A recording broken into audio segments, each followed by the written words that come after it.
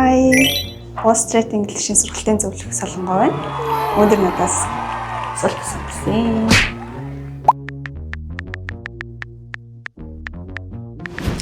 Настадаггүй. За манайх болохоор насан туршид элсүүлж авдаг. Тэгэхээр та 45-аас дээш, 50-аас дээш насныхан байсан ч гэсэн надад нэлээд бүртгүүлдэг.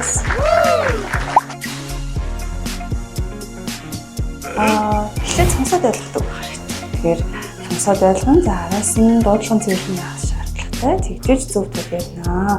Тэгэхээр манайх болохоор Post-grad English only зам гэсэн хэсэг бүрдүүлсэн байдаг. Тэгэхээр тахимдэрээ хурж ирээд коуч нар, багш нар маань дан хооронд англиар ярьдаг учраас тэдний яриаг сонсоод эргүүлээд хооронд нь харилцаанд нь оролцоод явах бүрэн боломжтой. За манай сурагч нарт бол ойлгохгүй зүйлүүд маш их гарч ирдэг. Тэгэхээр тэр тохиолдолд яадгүй гэхээр тэнхмийн нээлттэй цаг дээр хурж ирээд коуч багшаасаа яг ойлгохгүй байгаа зүйлсүүдэд тайлбарлуулаад тулж авах боломжтой байдаг.